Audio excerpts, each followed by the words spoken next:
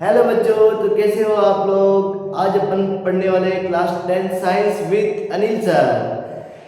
पहले चैप्टर का ये सेकंड लेक्चर है, रासायनिक अभिक्रिया और समीकरण वाला जो चैप्टर अपन पढ़ रहे हैं। स्टार्टिंग में अपन ने रासायनिक अभिक्रिया क्या होती है, रासायनिक समीकरण क्या है, इसके बारे में अपन ने पढ़ा है। रासायनिक अभिक्रिया क्या होती है, दो या दो से अधिक पदार्थ मिलकर कोई नए पदार्थ का निर्माण करते हैं, तो इसे अपन रासायनिक अभिक्रिया कहते हैं। रासायनिक अभिक्रिया के उदाहरण अपन ने देखे थे, दूध का दही में परिवर्तन होना, लोहे पर जंग लगना, भोजन का पाचन, श्वसन, ये किसके अंदर आते हैं, रासायनिक अभिक्रिया के अंदर आते हैं। जैसे ये मैग्नीशियम रिबन का दहन होता है तो मैग्नीशियम ऑक्साइड का पाउडर बनता है। यहाँ पे जो मैग्नीशियम जब रिबन जलता है तो व्हाइट डेजलिंग फ्लेम आती है, यानी श्वेत चमकीली फ्लेम आती है। कोई अभिक्रिया हुई है, इसके प्रेक्षण क्या क्या हो सकते हैं, अवस्था में परिवर्तन, रंग में परिवर्तन, गैस का निष्कासन, तापमान में परिवर्तन, ये अपन ने पढ़ चुके हैं।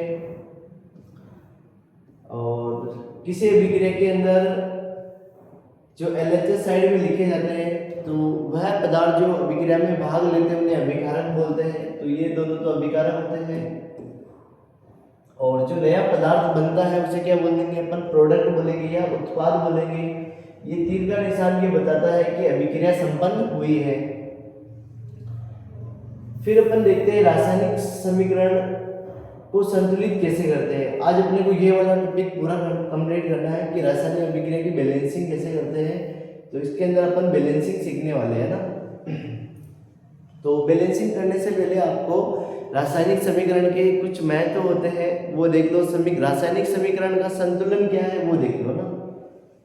रासायनिक समीकरण का संतुलन, आगे लिखो, रासायनिक समीकरण का संतुलन। रासायनिक समीकरण का संतुलन।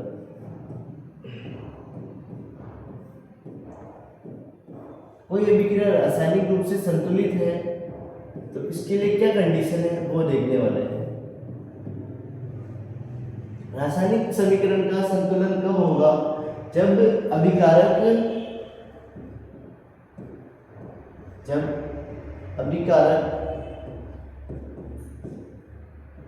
में उपस्थित तत्वों के परमाणु की संख्या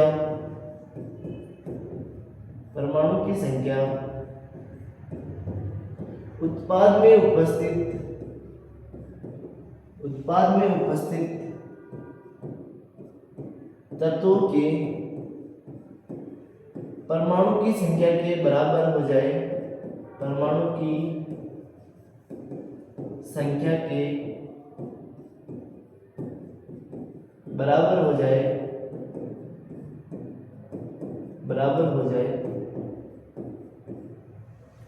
जब अभिकारक में उपस्थित तत्वों की परमाणु की संख्या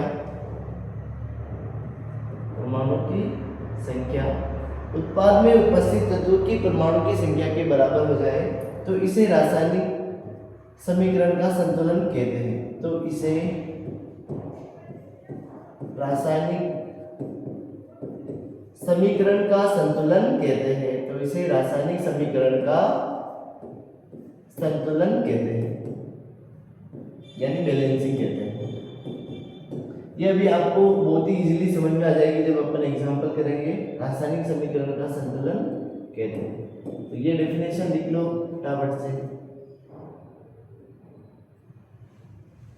जब अभिकारक में उपस्थित तत्वों के परमाणु की संख्या उत्पाद में उपस्थित तत्वों के परमाणु की संख्या के बराबर हो जाए तो इसे रासायनिक समीकरण का क्या कहेंगे अपन, संतुलन कहेंगे। ठीक है, लिख लिया होगा आप सभी ने। तो इसका उदाहरण लिखते हैं अपन, है ना। रासायनिक समीकरण का संतुलन का एक उदाहरण करते हैं जिससे आपको पता चलेगा कि संतुलित कैसे करते हैं और संतुलित अभिक्रिया क्या है, असंतुलित अभिक्रिया क्या है। संतुलित अभिक्रिया के अंदर तो मैंने लिखा ही दिया है, असंतुलित का कैसे पता चलेगा ये अपन सीखने वाले हैं।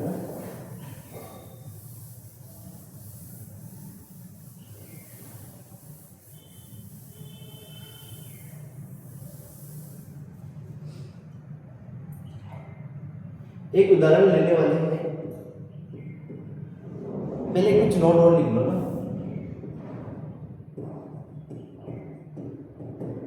असंतुलित रासायनिक समीकरण को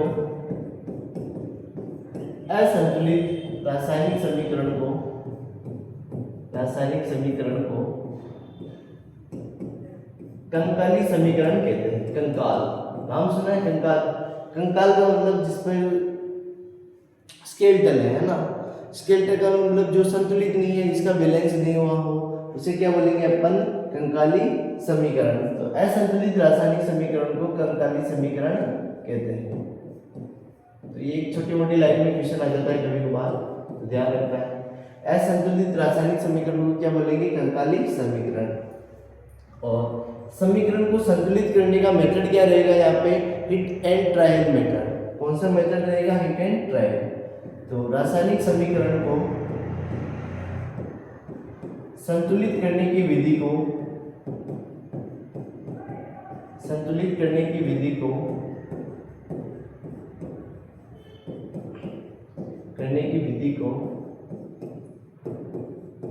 हिट एंड ट्रायल मेथड कहते हैं। हिट एंड ट्रायल मेथड कहते हैं।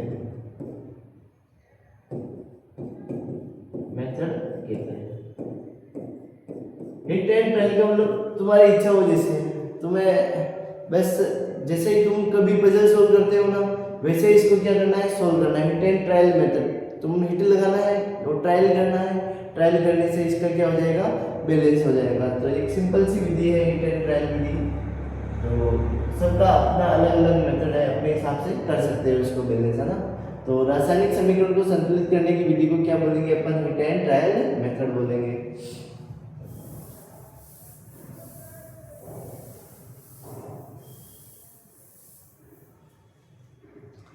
अब मैं एक उदाहरण लिख रहा हूँ, उसको तुम्हें बैलेंसिंग देखनी है कि ये पहले से बैलेंस है या नहीं है। तो लिखते हैं, जिंक की रिएक्शन कराते हैं अपन सल्फ्यूरिक एसिड के साथ। तो यहाँ पे बनता है ZnSO4 और ये हाइड्रोजन गैस। ये रिएक्शन तुम्हें दे दी है, इसको तुम्हें बैलेंसिंग करके लिखना है। ठीक है, तो बैलेंसिंग करके लिखना है तो तुम्हें क्या करना है? एक चार्ट बनाना है हल्का सा। और वैसे तो तुम्हें मैं ऐसा इजीली सॉल्व करना सिखा दूंगा, पर फिर भी एक बार बुक के अकॉर्डिंग भी कर लेते हैं ना। तो बुक के अकॉर्डिंग तुम्हें क्या करना है? पहले तो ये रिएक्शन लिख लो फटाफट से। इसका अपने को क्या करना है? बैलेंसिंग करना है। तो बुक के अनुसार तुम्हें एक चार्ट बनाना है। इधर तो लिखने हैं तत्व, इधर लिखने हैं अभिकारक में परमाणु की संख्या। अभिकारक में परमाणु की संख्या, ठीक है। और इधर है उत्पाद में परमाणु की संख्या। अगर ये दोनों बराबर हो जाती है तो समीकरण संतुलित है, अगर ये बराबर नहीं है तो समीकरण असंतुलित है। तो तत्व लिखेंगे। इस अभिक्रिया में कितने तत्व दिखाई दे रहे हैं अपने को? 4 तत्व दिखाई दे रहे हैं। एक तो जिंक, एक हाइड्रोजन, एक सल्फर और एक ऑक्सीजन। तो 4 तत्व हैं, तो चारों तत्वों को लिख देते हैं, जिंक, हाइड्रोजन, सल्फर और ऑक्सीजन। अब तुम्हें देखना है कि अभिकारक में जिंक की संख्या कितनी है। तो अभिकारक ये वाली साइड है और उत्पाद ये वाली साइड है। तो अभिकारक में जिंक की संख्या कितनी है? 1 है। और उत्पाद में या प्रोडक्ट साइड में जिंक की संख्या कितनी है? 1 ही है ना। इसके आगे कुछ नहीं लिखा है तो क्या है? 1 मानते हैं ना, तो 1 है। हाइड्रोजन की संख्या देखते हैं। हाइड्रोजन के आगे 2 है, इसका मतलब हाइड्रोजन कितने हैं? यहाँ पे 2 है। हाइड्रोजन की संख्या अभिकारकों में कितनी है? 2 है। प्रोडक्ट साइड भी देखते हैं, हाइड्रोजन की संख्या कितनी दे रखी है अपने को? 2 है। सल्फर की संख्या देखते हैं। अभिकारक में सल्फर के आगे कुछ नहीं है, इसका मतलब सल्फर 1 है। प्रोडक्ट में देखेंगे सल्फर के आगे कुछ नहीं है, सल्फर 1 है। ऑक्सीजन की बात करते हैं। ऑक्सीजन की बात करते हैं अभिकारक में। अभिकारक में ऑक्सीजन है 4, ये देखो। और प्रोडक्ट साइड में ऑक्सीजन कितने हैं? 4। इसका मतलब ये हुआ अभिकारकों में परमाणु की संख्या जितनी है, उत्पाद में परमाणु की संख्या उतनी है। इसका मतलब ये है कि ये समीकरण पहले से ही क्या है? संतुलित है। अतः इसके जस्ट नीचे तुम क्या लिख सकते हो? अतः यह समीकरण पहले से ही संतुलित है। जस्ट नीचे लिख देना ना, अतः यह समीकरण समीकरण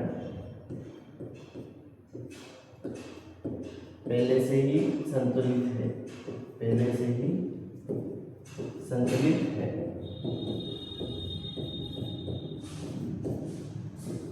पहले से ही संतुलित है।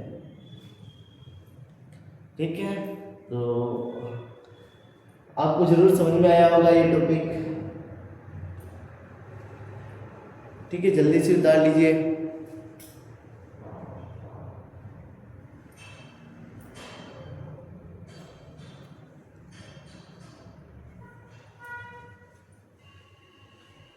हाँ, तो सभी ने उतार लिया होगा और आगे पढ़ते हैं ना अब अपन।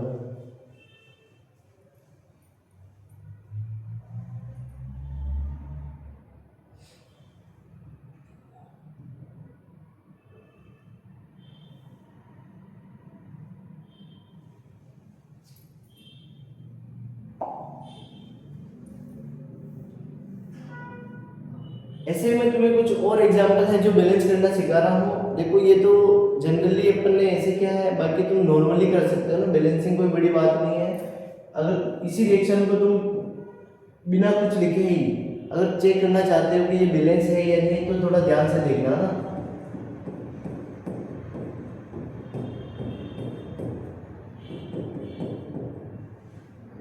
ठीक है, इस रिएक्शन को कुछ भी लिखे बिना ही अपन चेक कर सकते हैं कि ये पहले से ही क्या है, बैलेंस है।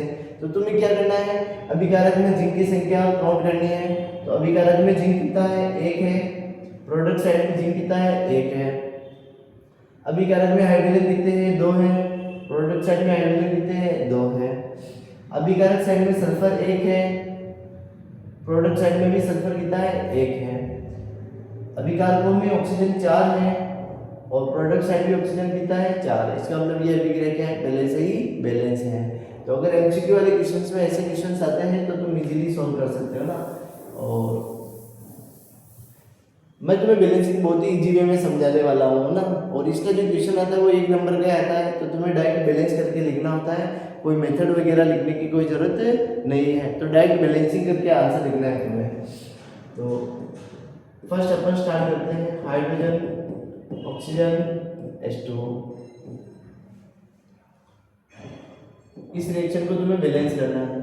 तो अब देखो, पहले तो ये चेक करो कि ये अभिक्रिया पहले से बैलेंस है या नहीं है, ये चेक करने वाले हैं अपन। तो क्या करेंगे, अभिकारक साइड में हाइड्रोजन की संख्या देखेंगे तो 2 है।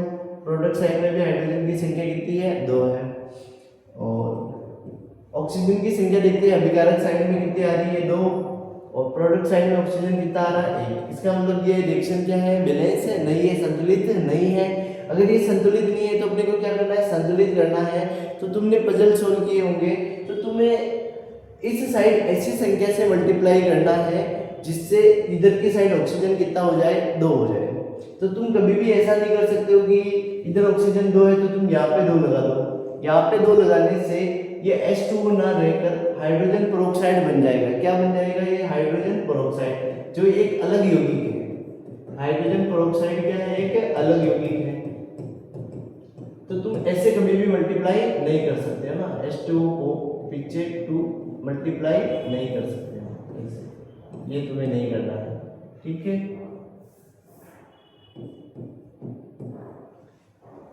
तो मल्टीप्लाई हमेशा तुम्हें कहाँ से करना है, आगे से क्रॉस करना है। कैसे करना है, आगे से। ऐसा भी नहीं कर सकते हो कि तुम यहाँ बीच में 2 से गुणा कर दिया, ऐसा नहीं होता है ना। होगा तो पूरा ही फॉर्मूला किससे होगा, मल्टीप्लाई होगा। तो उत्पाद साइड में अभिकारक कितना है, उत्पाद साइड में ऑक्सीजन 1 है, तो उधर 2 करने के लिए अपन यहाँ किससे मल्टीप्लाई कर देंगे, 2 से। ठीक है, तो जैसे ही अपन ने प्रोडक्ट साइड से 2 से मल्टीप्लाई किया तो हाइड्रोजन हो गए 4। अब हाइड्रोजन कितने हो गए यहाँ पे, 4।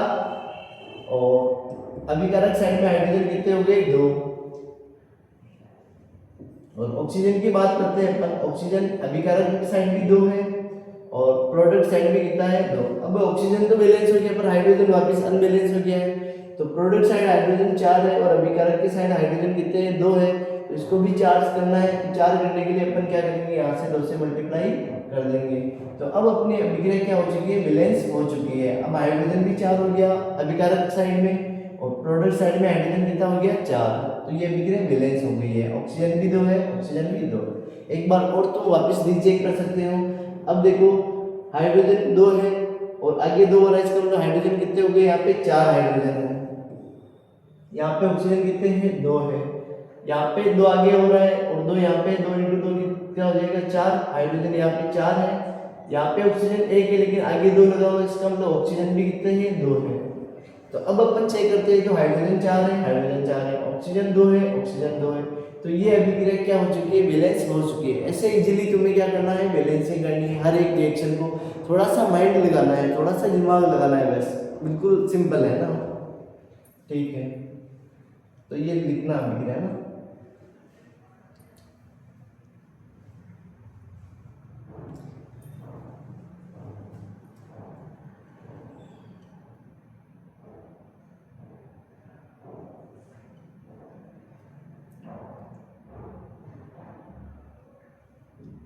और भी आपके आसपास कोई बच्चे हो जो क्लास 10 में पढ़ रहे हो और साइंस में अच्छा स्कोर करना चाहते हो, 95 प्लस 90 प्लस, तो मेरे साथ रेगुलर बने रहे।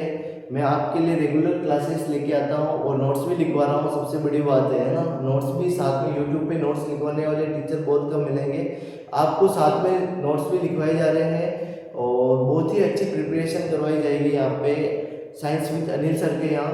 तो आप लोगों को ज़्यादा से ज़्यादा जुड़ना है, चैनल को शेयर करना है, सब्सक्राइब करना है, बेल आइकन दबाना है और कमेंट करना है कि कैसी क्लासेस चल रही है, आपको समझ में आ रहा है या नहीं आ रहा है। ये सब चीज़ें मेरे को बताते रहना है, ठीक है। और रेगुलर बना रहना है, रेगुलर क्लासेस लेनी है, क्योंकि हरिवंश राय बच्चन ने बताया है अपनी कविता के अंदर, वृक्ष हो भले खड़े हो घने हो बड़े, एक पत्र छावी मांग मत अग्निपथ अग्निपथ अग्निपथ।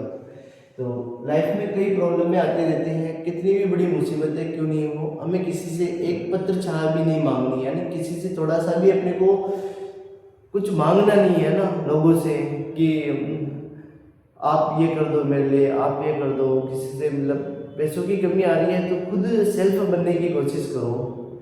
अपनी फैमिली से तो मांग सकते हो ना, मम्मी पापा से तो मांग ही सकते हो, ऐसी कोई दिक्कत वाली बात नहीं है। पर कोशिश करनी है कि तुम्हें झुकना नहीं है, कितनी भी बड़ी प्रॉब्लम आ जाए, समस्याएं आ जाए, तुम्हें लगातार डटे रहना है ना।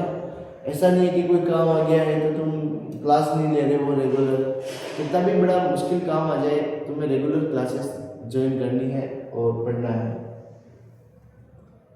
ठीक है। तो ये रिएक्शन अपन ने बैलेंस कर चुके हैं, ये पहले से ऑलरेडी बैलेंस है। अब इस रिएक्शन को अपन बैलेंस करके देखते हैं ना, इस रिएक्शन को बैलेंस करके देखते हैं। Fe प्लस H2O, तो यहाँ बनता है Fe3O4 प्लस हाइड्रोजन गैस। तो Fe plus H2O Fe3O4 plus क्या बनेगी, हाइड्रोजन गैस बनेगी। इसका क्या करते हैं अपन, बैलेंसिंग करते हैं। बैलेंसिंग का वही तरीका है कि पहले तो देखो ये बैलेंस है या नहीं है, चेक कर लेते हैं कि अब रिएक्टेंट साइड में आयरन कितना है, 1 है, हाइड्रोजन कितना है, 2 है, ऑक्सीजन कितना है, 1 है। प्रोडक्ट साइड में आयरन 3 है, ऑक्सीजन 4 है, हाइड्रोजन कितना है, 2 है। तो पता चल रहा है कि आयरन रिएक्टेंट अभिकारक साइड में आयरन 1 है और प्रोडक्ट साइड में कितना है, 3 है। इसका मतलब ये अभिक्रिया बैलेंस नहीं है, यहीं से पता चल गया है। बैलेंस नहीं है तो क्या करना पड़ेगा, बैलेंस करना पड़ेगा अपने को।